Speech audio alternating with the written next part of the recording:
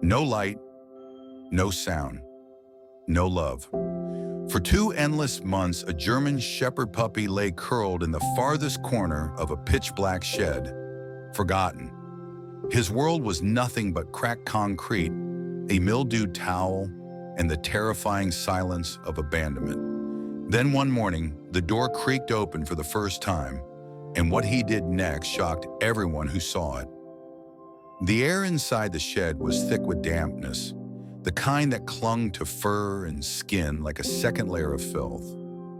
The walls, cold, cracked concrete, bore no windows, no cracks for even a sliver of sunlight to slip through. In the farthest corner, where shadows swallowed everything whole, a small shape trembled.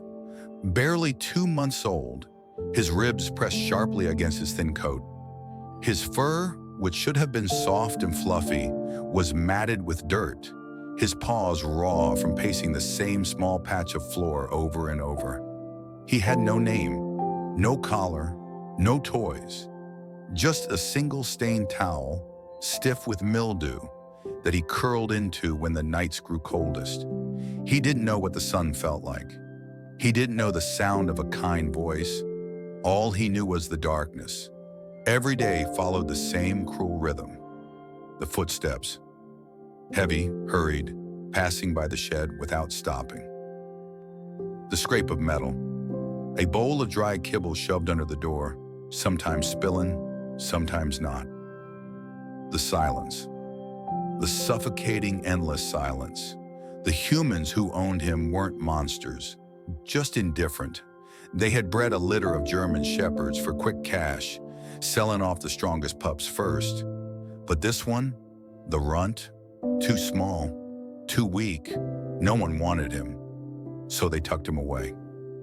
Just until someone comes for him, they told themselves, but no one ever did. Weeks bled into months. The puppy's instincts, those sharp, intelligent traits German shepherds are known for, slowly twisted inward. He didn't learn to play. He didn't learn to trust. He learned to flinch at every sound, to shrink away from movement, to expect nothing. Then one morning, a sound he'd never heard before. Not the usual stomping boots, not the careless scrape of a food bowl, but slow, deliberate footsteps. A pause, and then the screech of rusted metal as the shed door was forced open for the first time in weeks. A blade of sunlight cut through the darkness, so bright it burned. The puppy recoiled, pressing himself deeper into the corner, his pupils shrinking violently. He blinked once, twice, his heart hammering against his ribs. And then for the first time in his life, he growled. Weak, uncertain, but a warning all the same. Standing in the doorway was a man, tall, sun-worn hands, eyes that held something the puppy had never seen before. Patience.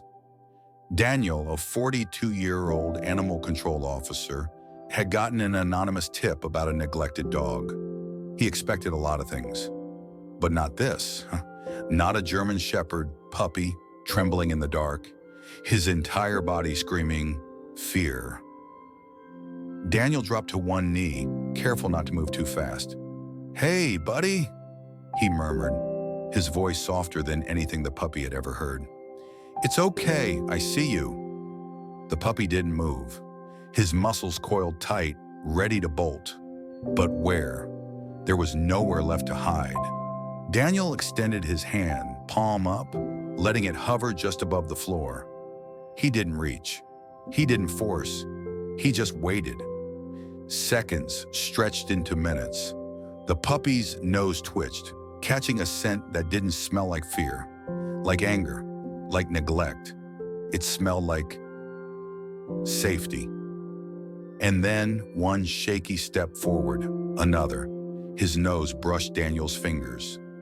And in that moment, something inside the puppy, something broken, clicked back into place. Daniel didn't move, didn't speak, just let the puppy decide. And then, the German Shepherd puppy did something no one expected. He sat down, right beside Daniel, as if to say, I choose you. The crate door clicked shut behind Shadow, though he didn't have a name yet, not officially. The sound should have sent him into a panic. Crates meant confinement, darkness, being forgotten. But this crate was different. Soft fleece blankets lined the bottom. The door wasn't locked with a rusty latch, but secured gently, left slightly ajar so he could nudge it open if he chose. And through the gaps in the plastic, he could see light. Real, golden, afternoon light filtering through the trees as Daniel's truck rumbled down the gravel road. Shadow didn't understand. He pressed himself into the farthest corner of the crate, his claws digging into the fabric beneath him. Every bump in the road made his muscles tense. Every shift of Daniel's weight in the driver's seat had his ears flicking forward, waiting for a yell, a yank, a punishment. But none came, just the hum of the engine, the occasional murmur of Daniel's voice. "You're okay, buddy. Almost home." Oh, words that meant nothing to Shadow yet, but the tone, that he recognized. Software safe. Daniel's farmhouse wasn't much. An old wooden structure with a wraparound porch, surrounded by acres of untamed Tennessee land. But to Shadow, it might as well have been another planet. The second the truck door opened, a wall of new sensations hit him. Smells. Grass, dirt, wildflowers. The sharp tang of pine from the nearby woods. Sounds. Birds. Wind through the trees, a distant creek bubbling over rocks. Light. So much light, everywhere in ways Shadow had never experienced. He froze in the crate, his pupils dilating violently. His entire body shook like a leaf in a storm. Daniel didn't rush him. He crouched beside the open truck door, his hands loose at his sides. "Whenever you're ready," he murmured. A full 8 minutes passed before Shadow moved. One paw inched forward, then another. His nose twitched, drinking in the sense, his ears swiveling at every unfamiliar noise. And then, his back legs gave out, too weak, too overwhelmed. Daniel's breath caught, but he didn't reach out, not yet. "Easy," he said softly. "Take your time." Shadow's chest heaved. He tried again, stumbling like a newborn fawn, until finally, his paws touched grass for the first time. The sensation was electric. Cool, software alive beneath his pads. His claws flexed instinctively, digging into the earth, and for one fleeting second, his tail gave the tiniest, hesitant flick. Daniel's kitchen smelled like roasted chicken and wood smoke. Shadow hovered in the doorway, his belly pressed to the floor as Daniel set down a ceramic bowl. Not metal, ceramic, so it wouldn't clang. Filled with warm, shredded chicken and rice. Shadow didn't move. Food had always been shoved at him before. Stolen if he didn't eat fast enough. This question mark, this was different. Daniel walked away, giving him space. "All yours, buddy." It took 3 minutes before Shadow crept forward. One lick, then another. Then he inhaled it, his ribs heaving, his entire body trembling, not from fear this time, but from relief. Daniel didn't force Shadow into a dog bed, didn't try to pet him, just left the bedroom door open, a nest of blankets in the corner, and turned off the lights. For an hour, Shadow stood frozen in the hallway, his ears straining. Then, a sound. A low, shuddering whine escaped him before he could stop it. Daniel didn't move, didn't call out, just waited. And then in the dark, Shadow made his choice. One step, another. Until he was curled on the floor beside Daniel's bed, close enough to feel his warmth, but not touching, not yet. Dawn broke in hues of pink and gold. Daniel woke to a pressure against his dangling hand. Something warm, something alive. Shadow had inched closer in the night, Now his muzzle rested against Daniel's fingertips, his breath slow and even. Asleep. Finally asleep. Daniel didn't dare move, didn't dare breathe. Because this was the first gift Shadow had ever given him. The first 3 days had been quiet. Shadow followed Daniel everywhere, never more than 5 feet behind, his movements silent as a ghost. He didn't bark, didn't whine, just watched. His amber eyes tracking every gesture, every shift in Daniel's posture, like he was trying to decipher some unspoken code. But this morning felt different. Sunlight poured through the kitchen windows as Daniel scrambled eggs. Extra butter, the way his grandfather used to make them. Shadow sat in the doorway. He still refused to fully enter rooms unless Daniel did first, his nose twitching at the scent. And then, a sound. The tiniest, softest, thump, thump, thump against the hardwood floor. Daniel froze. Shadow's tail. It was wagging. Just once. Just a flick. But it was there. Daniel didn't make a big deal of it. Didn't even smile too wide in case it spooked him. Just slid a piece of bacon toward Shadow's paws and said, casual as anything, "Morning, buddy." Shadow stared at the bacon like it might bite him first. Then, crunch.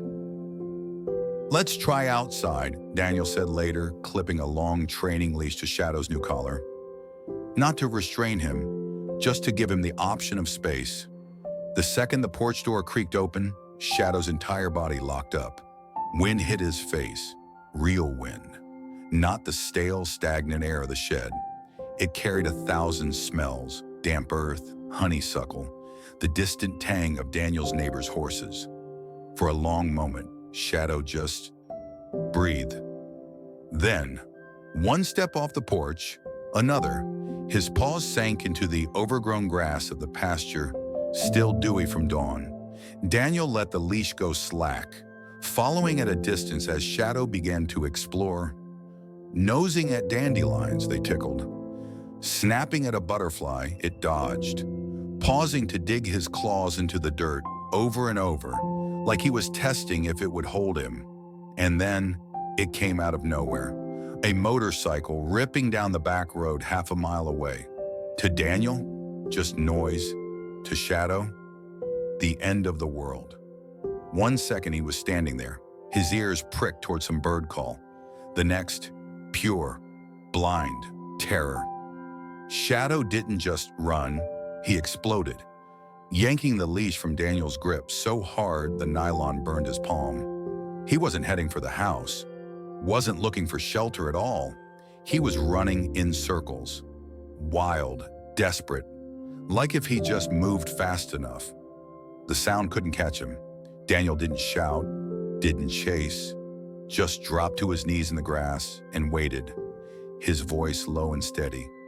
"Shadow, look at me, just look at me."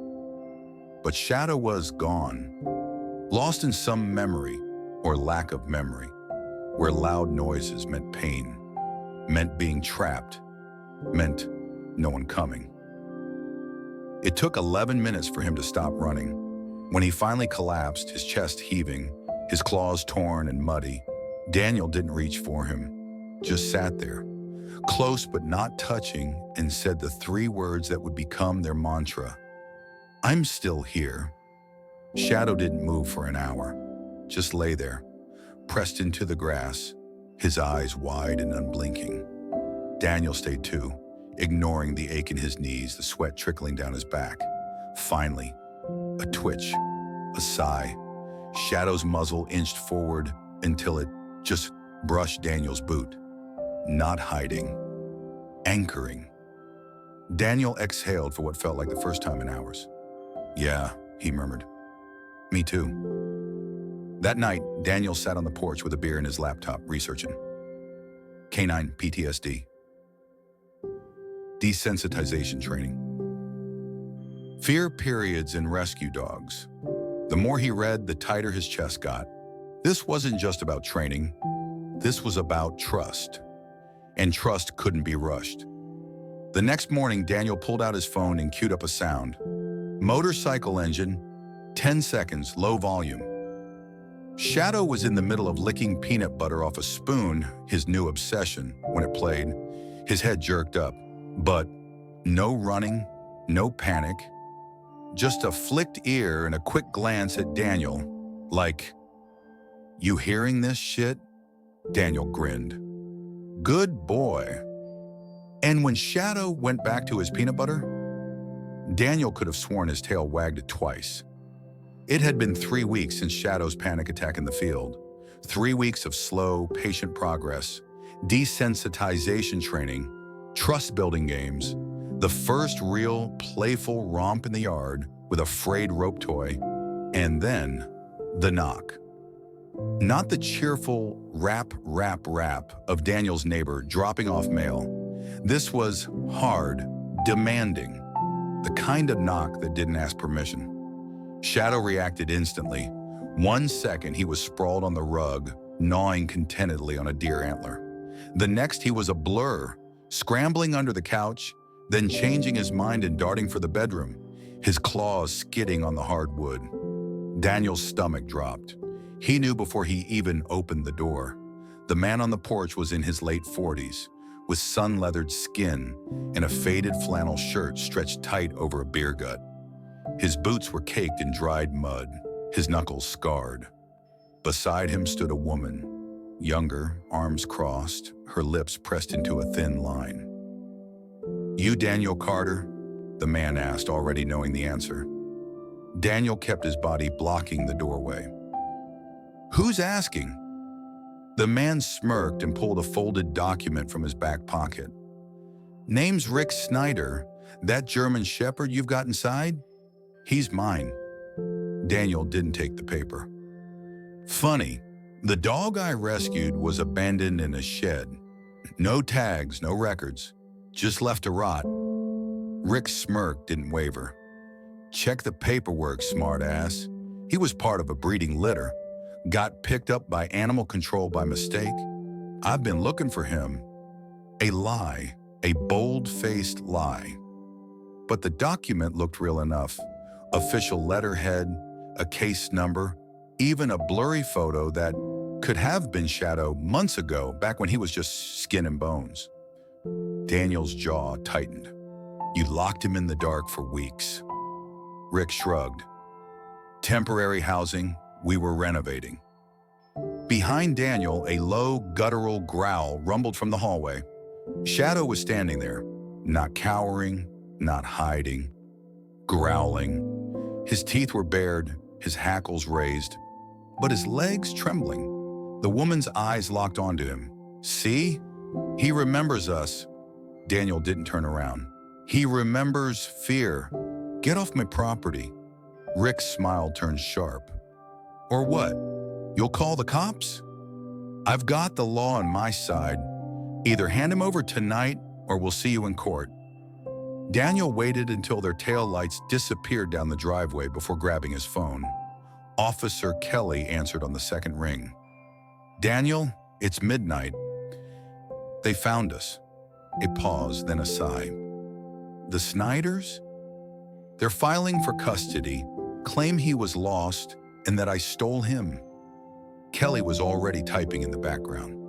"They've done this before, backyard breeders.